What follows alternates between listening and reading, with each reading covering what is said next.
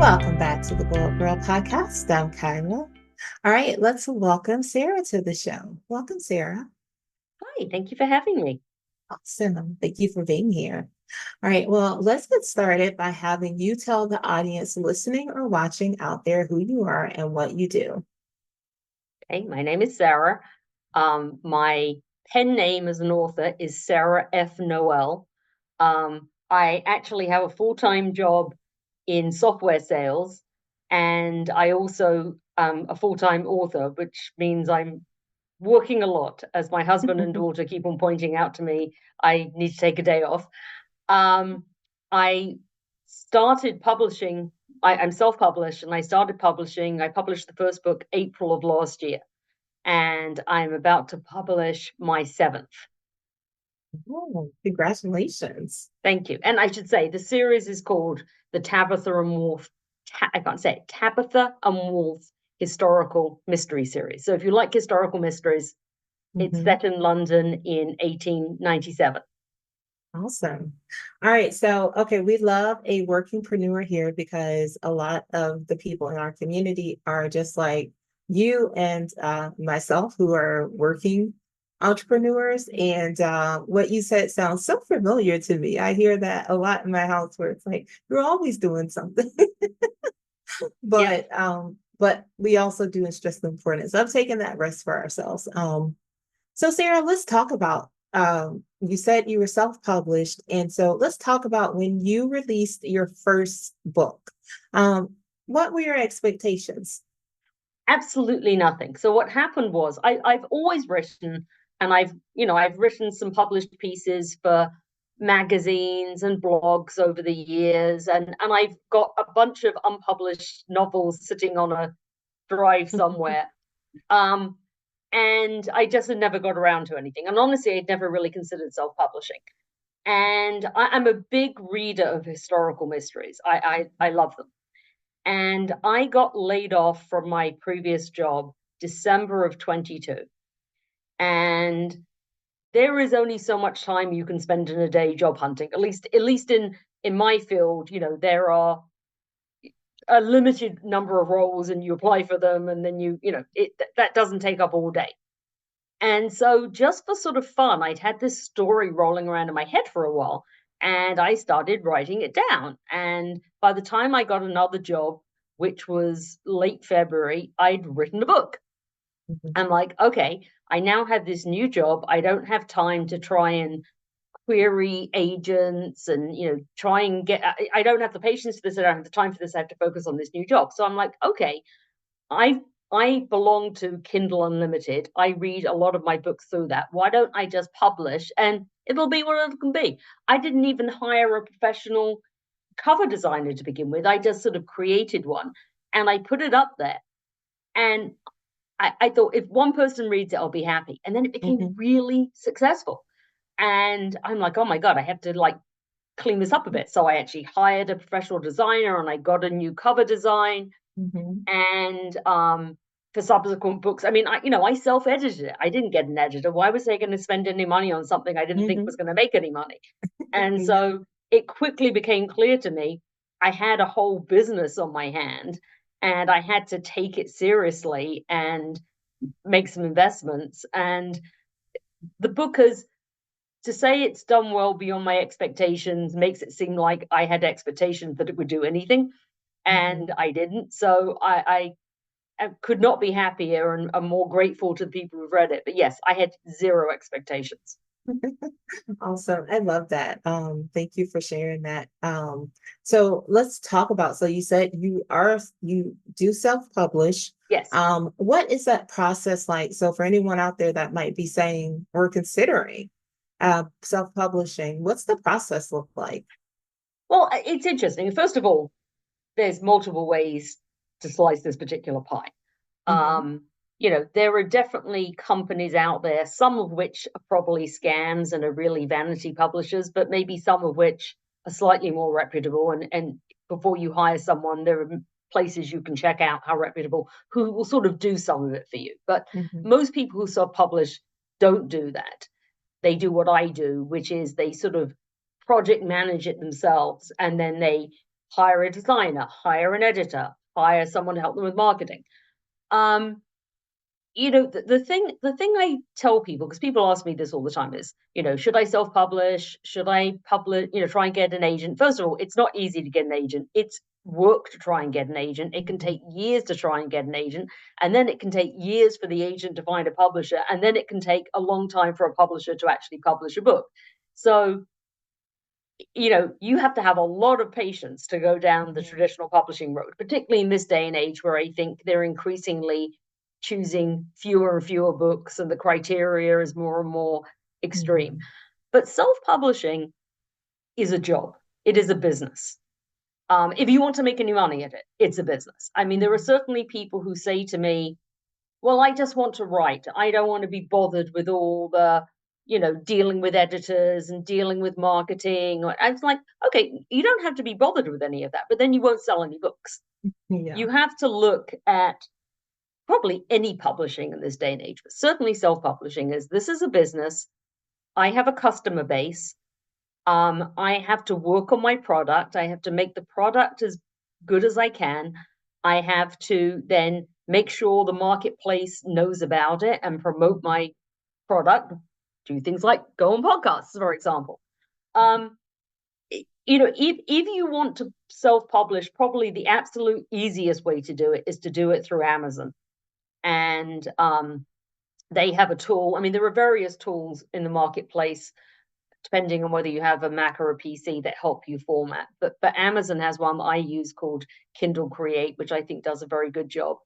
And you write your book, you put it into Kindle Create, then Amazon has a whole interface for publishing it where you upload the book cover, you put in a blurb, you choose the pricing, you put in keywords, and it's relatively simple. It seems to get some people a little bit out of shape, but actually, it's not a particularly, I would say it's a pretty easy process, relatively Mhm. speaking. Um, one thing I will say is, and I think this holds a lot of people up, you have to have some minimal computer skills. I mean, you Mhm. do have to have some, you cannot be a total technophobe and self-publish. Right. So, you know, just I'll let that stand. It's I think that's really good though. And thank you for that recommendation because it's great for people to know that they have a tool and a place that they can put the book out there, a marketplace to other yeah, people. But I think if you can also just go into the steps, because I think after that, like that's the like, yes, that's the step one. But the part that you talked about next really is getting the marketing out there, oh right? yeah, Telling the story. yeah. So obviously you're here telling your story on the podcast, but what have been some other ways that you've also been able to market your book series? Sure. So social media is definitely one. And I would not say I have got this down to a fine art. I mean, you've probably heard of Book Talk. There are certainly people who do a lot of stuff on TikTok. What I will say is, I know my audience demographic very well at this point. My Mhm. audience demographic is overwhelmingly women in the US 55 and older. That's my Mhm. audience demographic. Probably not even your audience demographic, but that's my audience Mhm. demographic. Mhm. That is not a demographic that's on TikTok. Right. So while I do some TikTok stuff, Mhm. I don't rely on that. I have found I've done a lot of Facebook advertising, and Mhm. Facebook owns Instagram, and Mhm. I have found that most of the people who watch my ads do so on Facebook itself. It's also Mhm. not an audience that's on Instagram regularly. Mhm. So I've learned over time who my audience is, and you can do that in various ways. I mean, I have a website, I track who goes to the website. Google knows some demographics around those people. I have a Facebook page, and Facebook can track the demographics of the people who like the Facebook page, who click on the Mhm. ads. And over time, I've learned this is my demographic. Okay, how do I reach that demographic? Mhm. Where are they hanging out on social media? So that's one thing I've done. Probably, and I think any self-published author, maybe any author will say this to you, one of the very best things you can do is to have a newsletter. Mhm. Um, and you build up a following of people who, have some attachment to your books. And it's a great way to announce new books. One of the things that I do, and a lot of writers do, is at the end of books, I will have a link to sign up for the newsletter to get free short stories that you can only get if you sign up for the newsletter, and that attracts a lot of people. So I'm constantly writing new short stories to sort of feed that machine. And then there's all sorts of tools where there's a site called BookBub, and you can create free promos of your book and then swap newsletter mentions with other writers. I mean, there's all sorts of things out there for maximizing what you can do with your newsletter.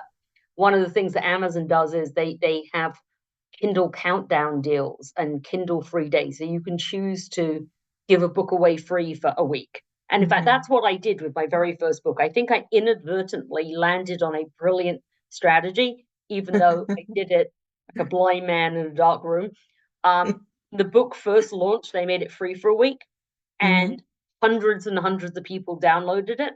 And because they downloaded it and read it, I got a bunch of reviews and ratings. And so that then encouraged other people to buy it. But when you do these free promos, you can advertise them through the newsletter and through social media. So the newsletter is a great way. I mean, you want to build community, and I know that you're all about building community. You want to build community where and meet your people where they're at. So, is your community a Twitter community? Is it a Facebook community? Where do your people hang out? And then speak to them there and make them feel like they have a connection to you there. Yeah, I appreciate all that. And something that you said I think is really important is to meet your audience where they are. Because I think so many times, yes, people just think they have to be showing up on all these platforms and doing all these things, but the people that are consuming your content are not there, then it just doesn't make sense for you to like overextend yourself Exactly. when you don't have to. And I think like you said, it's like knowing where your community is and just building that personal connection to them, and them almost feeling like, oh wow, like she gets it, like she knows we're here. And we're not over on, we don't have to be forced. If you're not a person who wants to be on TikTok, or you don't want to be on X, you don't have to force yourself to go to those spaces so you can consume your favorite authors like content. So I love that. And I think that's important because I know we hear it a lot, but I think people, with just all the noise of the world, people will tend to like shift and say, oh, I got to be here because everybody's here today. Yeah. Yeah. No, and there's only so many hours in a day, particularly if you're doing two jobs like us. There's only so many hours in a day. Yes. So Yes. where does it make the most sense for me to put my time and my money? Now, Sarah, of course, you are a workingpreneur right now. Do you think that there will be a point where you will take the leap and leave Absolutely. your day job? Yeah. Yes. So I am of an age where retirement is something that is in my future. And what I have said is I am making enough money through these books that if I quit my job and therefore worked 2 to 3 times as much on the books, I would make my salary and some. But I actually really like my job. I really like my job. I love my coworkers. I'm working for a great company. So what I have said is this will be the last job I ever have. I've worked there for a year and a half. Okay. If at the moment I love my boss, I love the team, I love company leadership, if any of that were to change and I were unhappy, or they did, layoffs again, I mean, this happens in the tech space, and I was done, I'd just start writing full time. So I will do this job for as long as they let me and I'm enjoying it. And the day one of those things changes, I will be done. This will be the last corporate job I ever have. So that could be 2 years, it could be 5 years, who knows? But I'll do it for as long as I enjoy doing it, and then I will write full time. But it's great that what I'm hearing, it's great that you have the choice. Yes. And yes. I think that is, I'm very grateful that I have the choice. So. And I love that. And I think that's so awesome because that is the space that so many people who are who work and are entrepreneurs are trying to get to. So I think that gives all of us workingpreneurs like some hope out there. Look at Sarah. Yeah. Well, and something to bear in mind, and writing is different from perhaps some of the other businesses that Hmm. people you speak to do. But writing is a very solo activity. Hmm. And as much as I love writing, I'm quite an extrovert. I like Yeah. engaging with people. Yeah. And I think there are many aspects of my job that I would very much miss Hmm. if I didn't do it. Yeah. So I'm not, I like to have the balance. I like to have the Hmm. balance of, well, I can have the writing time and enjoy that, Hmm. but then Hmm. I can also be using this other part of my brain, the more analytical side to do my job, Hmm. and, the more social side to do my job. And so at the moment, that balance feels very good. Now, again, there may become a time where the job demands more and I can't do the writing, or that balance may change. And when it Hmm. changes, I will make reassessment then. But at the Hmm. moment, it feels like a very good balance. And I do think Yeah. that's something for people to bear in mind is, you know, Hmm. the thing that you are doing on the side, do you want to do it full time? What would, it's very different when something's all you do. Yeah. Yeah. Exactly. They those are that's a fair point. But it's really great, really happy that you do that you are able to find that balance and you do love because a lot of times you don't find people they Yes. either really love the side hustle and they are just maintaining the job, but it's very rare to find people who Yes. are like, I love my everyday job and I love this. And I think that's awesome. As I say, I am extremely lucky, and Yeah. and I realize that, and I'm grateful for that. But yes, at Yeah. the moment, I love them both, so I'll do them both. Awesome. All right, so tell us a little bit more about your mystery series and also where people can shop for it Yeah, and connect to you. absolutely. So first of all, probably the simplest thing is I have a website, Sarah F. So as in Frank, sarahfnoel.com. And you can subscribe to my newsletter. You can email me. You can buy the books there. The books are available on Amazon. That's probably in paperback and ebook. So that's probably the easiest way. I think if you don't like Amazon, you can do the distribution. That there's expanded distribution, and you can buy them through other venues. But honestly, Amazon's probably the easiest way. They're on Kindle Unlimited. As I say, they're a historical mystery series set in 1897. They start in 1897. And I like to think that they are humorous. One of Mhm. the things I did when I sat down to write was I said, I read all these authors. What is it I most like about their books, and what is it I least like about their books? Mhm. And then I decided that I was going to write the book that I wanted to read. Mhm. And what I didn't know was whether anyone else felt the same way. But I wrote my perfect book and my perfect characters. Um, and I always enjoy it when there is some humor in these books. So Mhm. there is definitely some humor in my books. There is a character called the Dowager Countess who is quite polarizing. I will say some people find her hysterically funny, some people can't stand her, but she is what she is. She's not an easy woman, but she's an interesting character. Um, what I do have is I'm now working on a new series, a spin-off series called The Continental Capers of Melody Chesterton. So in the books, there is a little girl called Melody who is 4 years old when the books start.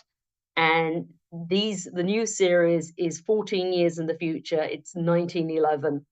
And she's now a young woman. So I'm excited to do that spin-off series. But again, everything can be found sarahfnoel.com. I am on Facebook, Twitter, Instagram, YouTube, and you can find the links on the website. But probably the website is the easiest way to find everything. Mhm. Mhm. Awesome. Now, Sarah, do you have a favorite of the books that you've written, or do you just love them all dearly? It's funny because it's like asking someone to choose between their children. And it's Yeah. often the case that I like the one I'm working on currently the most. Mhm. Um, that's an interesting question. I mean, there's things I like Mhm. about all of them. Mhm. Um, I do have a particular affinity for book five, which is called An Audacious Woman.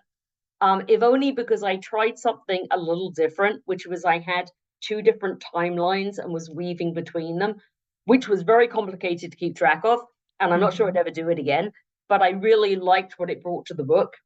Mhm. And also the book is so the books are set in the upper crust, the aristocracy in Mayfair, but then also the East End of London, which was the very poor immigrant area in the late 19th, early 20th century. And as it happens, my family, I'm originally English, my family were Jewish immigrants from Eastern Europe who came to London in actually the beginning of the 20th century, for some with the end of the 19th century. And so in this book, my characters actually go into the Jewish East End part and interact with some characters who the name, the family name was my grandmother's family name. Mhm. And so there was something quite personal about this, sort of bringing in Mhm. elements of my grandmother and her history, even Mhm. indirectly. Yeah, awesome. I love that. Well, Sarah, thank you so much. It's been so great chatting with you about your books and your journey, and also just the great tips that you've given regarding self-publishing. Like I know a lot, I wrote down notes that I think will help people as well. And I thank you so much for that. My absolute pleasure. Thank you for having me on. And anyone who ever has any questions about self-publishing, come to my website, email me. I'm always happy to share my experiences. Awesome. So we're going to slide over into three things with Sarah. Okay. We're going to ask you three questions just to help the audience get to know you a little bit better. Okay, number one is a two-parter. How do you start and end the day? So I start with coffee and I end with a glass of something alcoholic. Like it. Well, hey, after working those two jobs today, you got you got to unwind. All right, number two, what's a goal or intention you set for yourself this year? This year, really to get this new series out. And I think also with the existing series to sort of step it up in terms of how seriously I'm taking my marketing and really Mhm. sort of get it to the next level. So that's sort of my maybe two goals. And last, where are you currently finding inspiration? Well, that's interesting. So luckily, because of my job, I get to go to London a lot. Mhm. And so whenever I'm there, I try and set aside some extra days to do research. And I wander around the East End of London and I wander around Mayfair and I take lots of photos and I get an enormous amount of inspiration, Mhm. particularly out of the East End, which is very gentrified these days. But a lot of the structures are original. So there's a market called Spitalfields Market that is now very trendy in t-shirts and jewelry, but back in the day was a fruit and vegetable market and was sort of a centerpiece of the community in the East End. And so going there and looking at the building and trying to envision my characters back then, I get a lot of inspiration from that, from being in London. Yeah, awesome. I love that. Well, Sarah, it has been a pleasure chatting with you. And I have one more question, Okay. one more thing. I would like for you to leave the audience with three things you'd like for them to take away from this conversation today. Okay. First of all, that self publishing can be a great way to go, but it's work and you have to consider your book a business. And you don't just get the luxury of writing and saying, someone else will take care of that. That's not the case. Um, I think, second, that you can make money at self-publishing. I mean, I think a lot of people think that it's something that is sort of just a bit of a vanity thing. Well, I want to get my book out there, and for some people it is. But if you treat it like a business, it can be a very profitable business, and is definitely worth doing. And I guess the third thing would be, in order to be successful, know your audience, know what they want, know who they are, know where they hang out. Fantastic. Those are all so great. Well, Sarah, you can always come back and share here with the Glow Up Girl community in the future. But I wish you the best of luck in everything and more trips to London for more research, of Absolutely. course. Absolutely. Well, the new book's set in Venice, so I got to go to Venice and do research. Now Oh, that was fun. that is We can nice. talk about that at a later date. Awesome. Right. Well, thank you so much again. My pleasure. All right. Awesome. Stay tuned, Take care. everyone. I'll be right back. Bye.